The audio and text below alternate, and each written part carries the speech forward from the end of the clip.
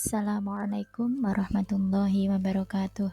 Perkenalkan, nama saya Ibu Istiqomah. Kali ini kita akan menggunakan media pembelajaran pendidikan agama Islam dan budi pekerti. Pertemuan yang pertama yaitu bab 1, Al-Quran dan Hadis sebagai pedoman hidup. Materi pokok pada pertemuan yang pertama yaitu Quran Surat An-Nisa ayat 59 dan Quran Surat An-Nahl ayat 64. Adapun tujuan pembelajaran pada pertemuan kali ini, yang pertama, peserta didik dapat membaca Quran Surat An-Nisa ayat 59 dan Quran Surat An-Nahl ayat 64.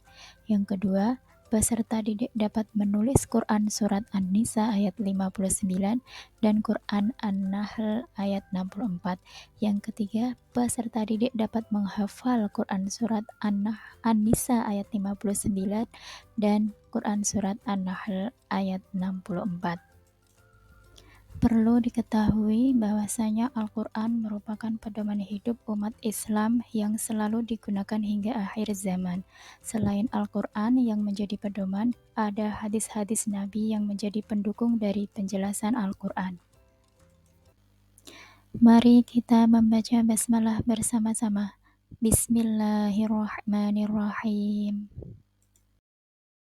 يا أيها الذين آمنوا أطيعوا الله وأطيعوا الرسول وأولي الأمر منكم فإن تنازعتم في شيء فردوه إلى الله والرسول إن كنتم تؤمنون بالله واليوم الآخر ذلك خير وأحسن تأويلا. Artinya, wahai orang-orang yang beriman, taatilah Allah dan taatilah Rasul Muhammad dan ulil amri, pemegang kekuasaan di antara kamu. Kemudian, jika kamu berbeda pendapat tentang sesuatu, maka kembalikanlah kepada Allah atau Al-Quran dan Rasul atau sunnahnya. Jika kamu beriman kepada Allah dan hari kemudian, yang demikian itu lebih utama bagimu dan lebih baik akibatnya. Quran Surat An-Nahl ayat 64. Bismillahirrahmanirrahim. وما أنزلنا عليك الكتاب إلا لتبين لهم الذي اختلفوا فيه وهدى ورحمة لقوم يؤمنون. Artinya, dan kami tidak menurunkan kitab Al-Quran ini kepadamu, Muhammad, melainkan agar engkau dapat menjelaskan kepada mereka apa yang mereka perselisihkan, serta menjadi petunjuk dan rahmat bagi orang-orang yang beriman. Pertemuan kedua yaitu tentang materi pokok hukum bacaan Alif Lam Syamsiah dan Alif Lam Qamariyah. Adapun tujuan pada pembelajaran kali ini, yang pertama, peserta didik dapat menjelaskan hukum bacaan Alif Lam Syamsiah dan Alif Lam Qamariyah. Yang kedua, peserta didik dapat membedakan huruf Syamsiah dan huruf Qamariyah. Yang ketiga, peserta didik dapat menunjukkan contoh bacaan Alif Lam Syamsiah dan Alif Lam Qamariyah. Yang terakhir, peserta didik dapat mengimplementasikan bacaan Alif Lam Syamsiah dan Alif Lam Qamariyah. Alif Lam Syamsiah. Alif Lam Syamsiah adalah alif lam yang dirangkai dengan kata benda atau isim yang diawali dengan salah satu dari huruf-huruf syamsiah. Jumlah huruf syamsiah ada 14, di antaranya yaitu to, tha, shod, ro, ta, dho, zal, nun, dal, sin, dho, za, shin, lam. Cara membaca alif lam syamsiah adalah dengan cara memasukkan atau mengidghamkan alif lam ke huruf-huruf syamsiah sehingga bacaan lam sukunnya hilang dan lebur ke dalam huruf syamsiah yang mengikutinya. Karena membacanya dengan diidghamkan, maka hukum bacaan alif lam syamsiah sering juga disebut dengan idgham syamsiah. Contoh alif lam syamsiah. Yang pertama, at-takatsur dibaca alif lam syamsiah karena ada alif lam bertemu dengan huruf ta.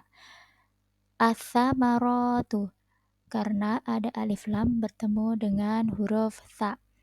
Ad-dinu karena ada alif lam bertemu dengan huruf dal. Az-zikru karena ada alif lam bertemu dengan huruf dzal, dan lain sebagainya. Contoh-contoh dari alif lam syamsiah. Alif lam qamariyah. Alif lam qamariyah adalah alif lam yang dirangkai dengan kata benda atau isim yang diawali dengan salah satu dari huruf-huruf qamariyah. Adapun jumlah huruf qamariyah ada 14, di antaranya alif, ba, win, ha, jim, kaf, wawu, kha, fa, ain, qaf, ya, mim, ha. Cara membaca alif lam qamariyah harus jelas atau idhar, yakni tetap terlihat bacaan lam sukunnya. Karena itulah hukum bacaan alif lam qamariyah sering disebut dengan idhar qamariyah. Contoh alif lam qamariyah. Yang pertama, al-baitu disebut bacaan al-qamariyah karena ada alif lam bertemu dengan huruf ba. Al-jahimu karena ada alif lam bertemu dengan huruf jim. Al-hudamatu karena ada alif lam bertemu dengan huruf ha. Al-khannasu karena ada alif lam bertemu dengan huruf kha. Pertemuan ketiga, materi pokok, fungsi Al-Quran dan hadis, serta isi kandungan Quran Surat An-Nisa ayat 59 dan Quran Surat An-Nahl ayat 64. Tujuan pembelajaran pada pertemuan ketiga. 1. Peserta didik dapat menjelaskan isi kandungan Quran Surat An-Nisa ayat 59 dan Quran Surat An-Nahl ayat 64. 2. Peserta didik dapat menjelaskan definisi dan fungsi hadis atas Al-Quran sesuai kandungan Quran Surat An-Nisa ayat 59 dan Quran Surat An-Nahl ayat 64. Yang ketiga, peserta didik dapat menciptakan karya berupa peta konsep definisi hadis dan fungsinya atas Al-Quran sehingga meyakini mushaf Al-Quran dan hadis Nabi sebagai pedoman hidup serta termotivasi untuk mendalami Al-Quran dan hadis. Isi kandungan Quran Surat An-Nisa ayat 59. 1. Keharusan bagi setiap mukmin dan muslim untuk taat kepada Allah, Rasul, dan pemimpinnya. Yang kedua, ketaatan dan kepatuhan yang dilakukan hendaknya didasari atas keimanan yang bersumber dari Al-Quran dan hadis. 3. Keharusan menaati pemimpin yang benar, yakni pemimpin yang perintah dan tindakannya tidak bertentangan dengan nilai-nilai yang terkandung dalam Al-Quran dan hadis. Yang terakhir, selama pemimpin memerintahkan yang benar, wajib hukumnya untuk ditaati dan dipenuhi, begitu pula sebaliknya. Kandungan Quran Surat An-Nahl ayat 64. 1. Sebagai dasar dan pedoman yang dapat membuka pikiran untuk dapat menilai kebenaran atas bimbingan wahyu. 2. Sebagai pembimbing sekaligus dapat menjelaskan persoalan yang diragukan sehingga umat dapat melihat kebenaran dan kebatilan. 3. Sebagai petunjuk yang dapat membimbing umat manusia menuju jalan kebenaran sehingga terhindar dari kesesatan. Yang keempat, sebagai rahmat bagi orang yang beriman. Contoh perilaku yang mencerminkan Quran Surat An-Nisa ayat 59 dan Quran Surat An-Nahl ayat 64. 1. Setiap umat Islam wajib patuh dan taat kepada Allah Subhanahu wa taala dan Rasul-Nya serta pemimpin selama perintahnya tidak bertentangan dengan syariat Islam. 2. Selalu mengembalikan setiap permasalahan kepada Al-Quran dan hadis. 3. Meyakini bahwa Al-Quran dan hadis dapat dijadikan pedoman dalam kehidupan di dunia. Yang terakhir, senantiasa memahami isi kandungan dari Al-Quran agar dapat membedakan sesuatu yang benar dan salah. Pengertian hadis. Hadis secara bahasa berarti al-jadid, yang artinya adalah sesuatu yang baru.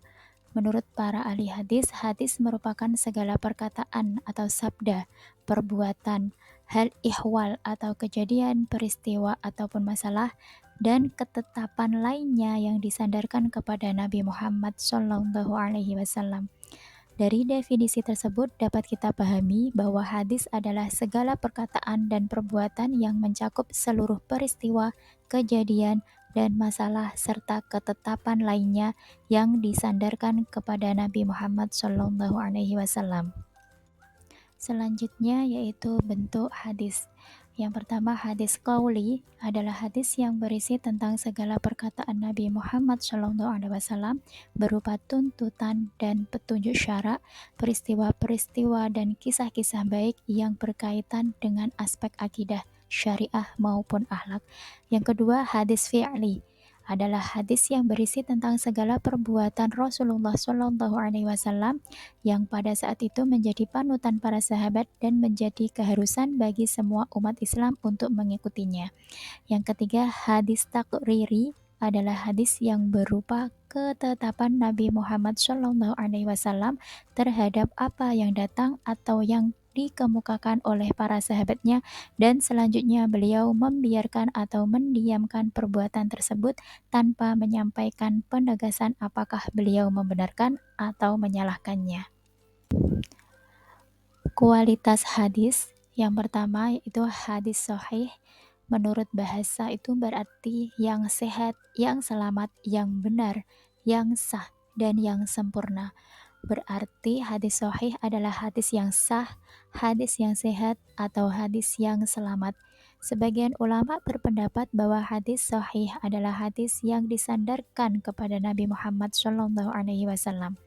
Yang kedua yaitu hadis hasan, merupakan hadis yang mirip dengan hadis sahih, yaitu hadis yang diriwayatkan oleh perawi yang adil namun kurang kuat hafalannya. Letak perbedaannya hanya pada tingkat hafalan pada periwayatnya. Yang ketiga yaitu hadis do'if. Secara bahasa berarti hadis yang lemah, yang sakit, atau yang tidak kuat. Sedangkan pengertian secara istilah adalah hadis yang tidak memiliki satu syarat atau lebih dari syarat-syarat hadis sahih ataupun hadis hasan. Yang terakhir yaitu fungsi hadis. Yang pertama yaitu bayan takrir atau memperjelas isi Al-Quran. Hadis yang berfungsi menegaskan atau menguatkan terhadap apa yang telah ditetapkan dalam Al-Quran sehingga maknanya lebih jelas dan tidak perlu dipertanyakan lagi. Yang kedua yaitu bayan tafsir atau menafsirkan isi Al-Quran, yaitu hadis yang memberikan penafsiran terhadap ayat Al-Quran yang maknanya samar, merinci ayat yang maknanya masih bersifat umum. Yang ketiga yaitu bayan tasyri, memberi kepastian hukum. Hadis yang berfungsi memberi kepastian hukum yang tidak dijelaskan dalam Al-Quran. Yang terakhir yaitu bayan tabdil atau membatalkan. Hadis ini yang berfungsi membatalkan ketentuan lama diganti dengan ketentuan baru karena lebih sesuai dengan keadaan. Bayan tabdil disebut juga bayan nasah, yang artinya menghapus ketentuan lama diganti dengan ketentuan yang baru. Terima kasih, semoga pelajaran hari ini dapat bermanfaat bagi kita semua. Amin. Wassalamualaikum warahmatullahi wabarakatuh.